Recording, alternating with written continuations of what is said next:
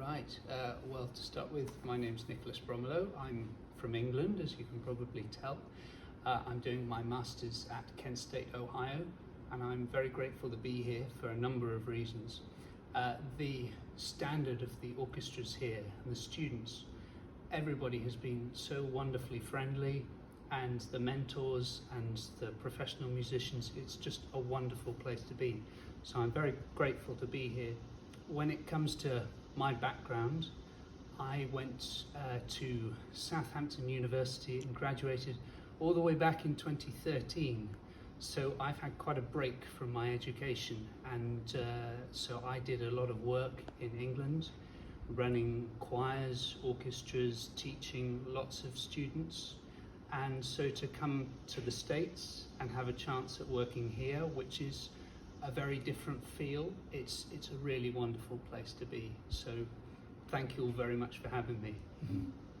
It's very important for us as conductors and as musicians to make sure that we are representing everybody and all of our audiences and make them all feel as engaged as they possibly can be to what we are trying to do. When I was in Bristol in England, I founded a fair few number of ensembles to try and create more of a, let's say, a space that is outside the concert hall that perhaps people would be less intimidated by.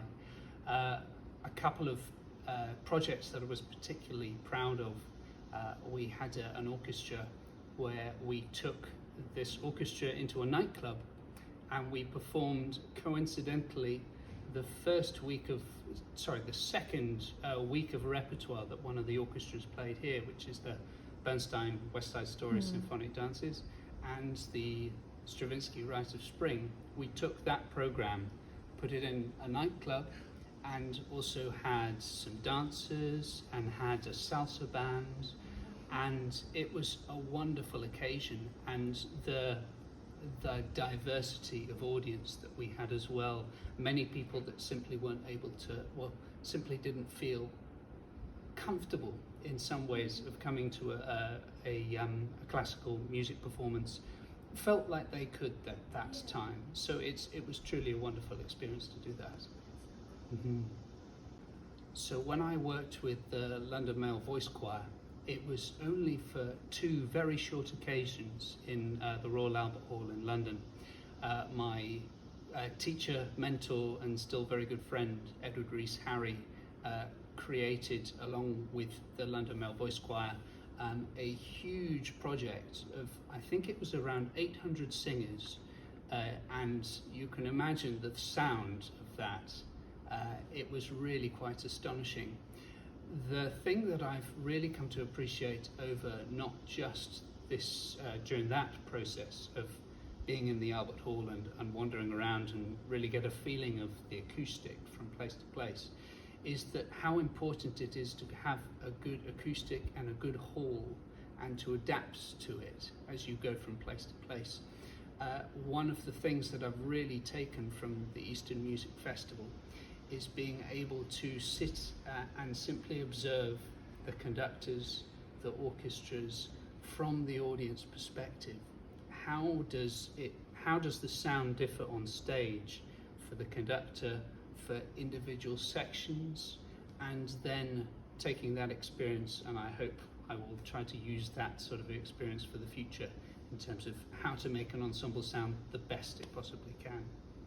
Coolest place that I've conducted, well, that nightclub was really quite something. Another ensemble that I co-founded with another past colleague, we took instead of doing a big ensemble, we split it into lots of different smaller groups. In Bristol, England, there's a very old railway station. I think it dates back to the 1750s. No, that's too far back. More like the 1850s. And underneath, there are lots of big coal pits that are abandoned. So you can imagine these old locomotives coming in and dumping all of their coal, or taking the coal for them to be for it to be used. And what they've become now is these sort of slightly mystical, strange, eerie places. And we had a wander around and we thought, well, why don't we use this as a concert space? And so we designed this program, which was kind of like a promenade feel to it. So you'd have a 5-minute excerpt of one piece here, wander along a little bit further, and there were dancers, and we did the Mahler 5 Adagietto with dancers, and then bang, Fanfare for the Common Man on the other side of the place. So it was really, that was quite an extraordinary and cool event. So on Monday, July 25th, we have our concert with the Eastern Festival Orchestra, which for us as conductors, as young conductors, is the real, I would probably say, is one of the real highlights of the festival. The simple reason being is not many of us have had the opportunity to work with a professional orchestra before. It's really something quite different. In terms of, for me at least, I stood up in front of the orchestra for the first time, had a plan in my head as to what I was going to plan to do in terms of, I must cue these people, I must do this. And most of what I was doing seemed not as necessary in terms of the technical things. And the second time we had our rehearsal, I felt that it was more a case of me having to show the shape, having to show the line. And that's something that I've really appreciated, starting to think more about what does this music actually mean, rather than these people come in there, these people come in there. I'm conducting the Mendelssohn Hebrides Overture, which I feel particularly close to. I was able to go up to Scotland with my motorbike in 2018 and explore that part of the world. It's truly a really magical, mystical place, and I couldn't but hear that and feel that when I was preparing the score for the Mendelssohn Hebrides. It's truly a wonderful piece, and some people describe it as one of the first ever tone poems that was ever written, in terms of trying to create a mood and an atmosphere rather than writing music simply for the sake of writing it. So it's truly a wonderful piece, and I hope that lots of people will attend. The most valuable lesson that I've learnt at EMF, I think it's the diversity of approaches that all of the students have, that all of the teachers have, that all of the mentors have.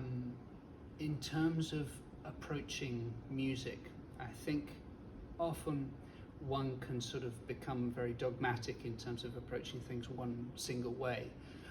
I think when it comes to preparing scores, when it comes to conducting orchestras, one should always keep an open mind and think, if something isn't working, you've got to adapt to the situation. So I think that's one of the main things. The other real thing that I've taken away from the Eastern Music Festival is that I still have so much to learn. There is always more that I think we can do in terms of preparing ourselves to work in the profession if we're lucky enough to be given the opportunity. For the next season, I am going to be doing my second year of my Masters at Kent State University. I am not exactly sure as to where that's going to take me. I should say that I'm particularly grateful to the Kent State University Orchestral Society, who have been very kind in sponsoring me in terms of coming to this course financially. So I'm very grateful to them, helping me to be able to come here. I will very much hope that at the end of my Masters, if I can find myself any way of staying in this country, whether it be DMAs, artistic diplomas, or I would be thrilled if I was able to land an assistantship with a professional orchestra. There is so much that I feel that I can still be learning, and so simply to be given any opportunity is something that I would be truly grateful